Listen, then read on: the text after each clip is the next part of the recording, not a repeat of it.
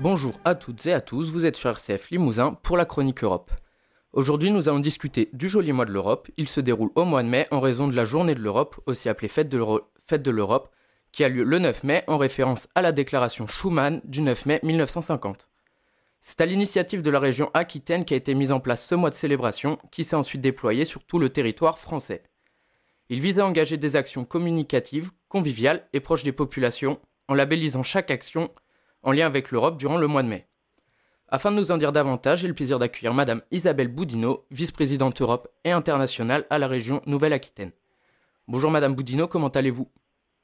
Bonjour, mais ça va très bien, c'est toujours un plaisir de parler d'Europe. Alors tout d'abord, parlez-nous de l'historique de ce joli mois de l'Europe. Depuis quand existe-t-il ? Pourquoi a-t-il été créé ? Et quels sont les publics ciblés ?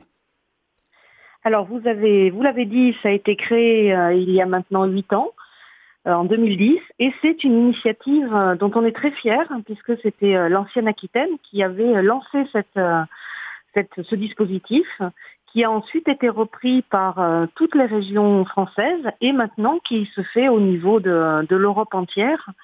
Et donc nous avons vraiment initié ici en Aquitaine un événement qui se déroule sur tout le mois de mai, vous l'avez dit, notamment pour célébrer le 9 mai la déclaration de Schuman, et qui permet de faire connaître partout sur son territoire tout ce qui se passe, qui étaient souvent des actions un peu dispersées et que les gens avaient du mal à identifier.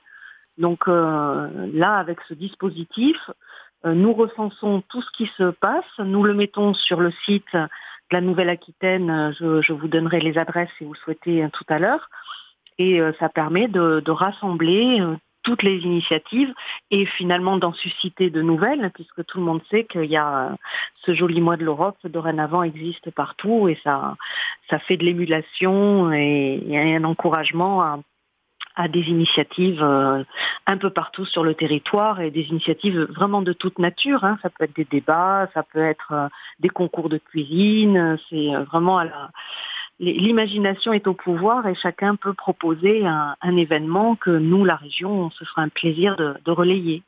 Bien. Ensuite, quelles sont les méthodes et outils mis en place pour atteindre les objectifs de cette manifestation ?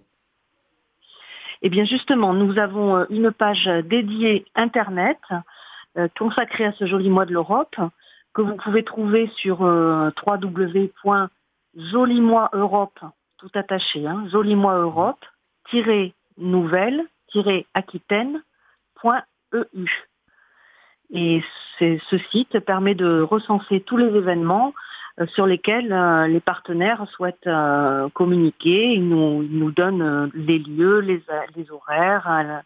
Et là, on peut avoir comme ça une indication de toutes les manifestations, les horaires, toutes les indications nécessaires pour se rendre dans l'une ou l'autre de ces manifestations.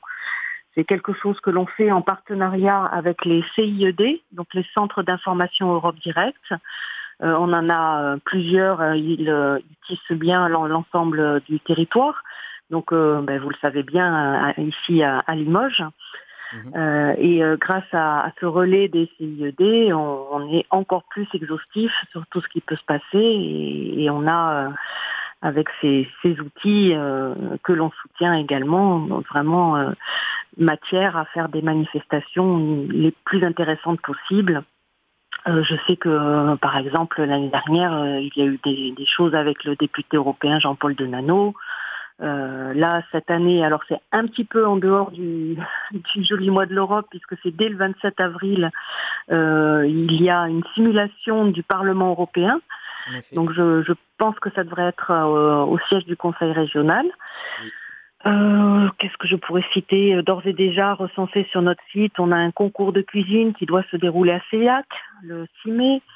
Et puis voilà, au fur et à mesure, ce que je peux dire, c'est que c'est un site qui se présente sous la forme d'une carte.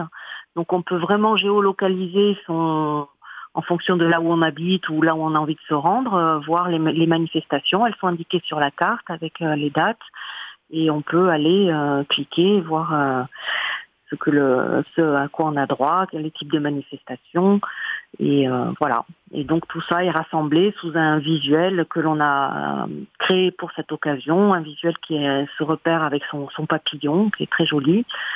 Et voilà, on a aussi des affiches dans les manifestations qui sont organisées. Il peut y avoir des distributions d'objets promotionnels qui parlent de l'Europe. Ça peut être des cartes de jeu, des sacs, des stylos. On essaie vraiment de rendre au maximum visible l'Europe à travers tout ce mois et toutes les actions qui se déroulent autour de ce mois. D'accord. Voilà. Et quelle est l'envergure de ce joli mois de mai en Nouvelle-Aquitaine? Par exemple, quel est le nombre de structures qui y participent chaque année? Pour combien de personnes sensibilisées environ? Alors, on a de plus en plus de succès et donc on a des participants toujours plus nombreux. Je crois que l'année dernière, c'était 180 événements, 187 exactement, qui ont été enregistrés. Il y avait 90 organisateurs.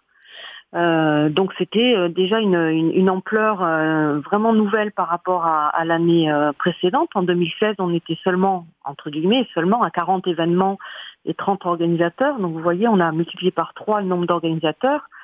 On espère faire aussi bien cette année, mais c'est vraiment des milliers de personnes. On en compte à peu près 17 000 personnes qui ont été sensibilisées l'année dernière.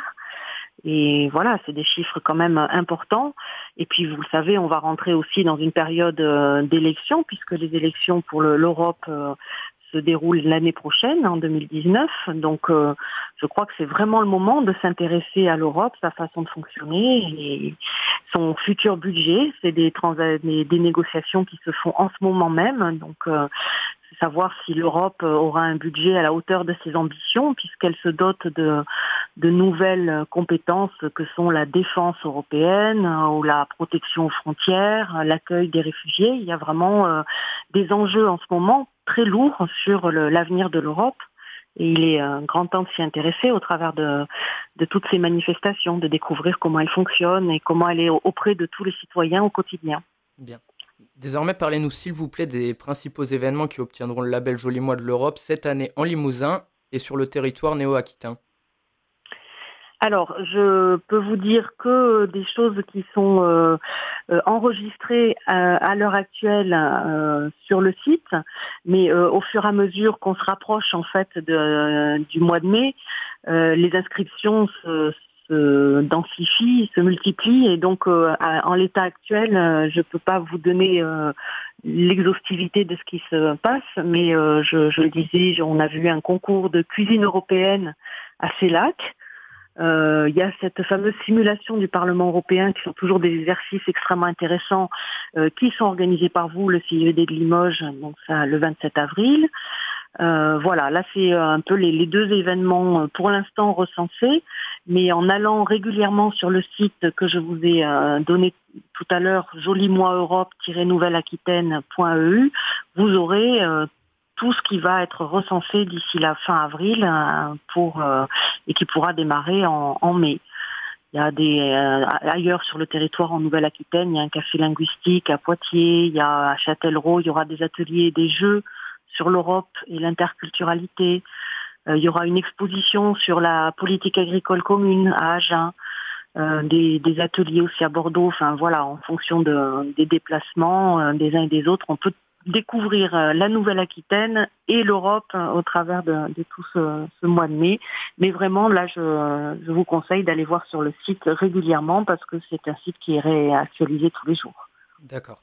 Vous remercions Madame Boudinot pour le temps que vous nous avez accordé. Merci aux auditeurs d'RCF Limousin et à bientôt pour la prochaine Chronique Europe qui vous sera présentée par Marion Cavalin, la nouvelle animatrice de la Maison de l'Europe, Centre Europe Direct Limousin. Au revoir.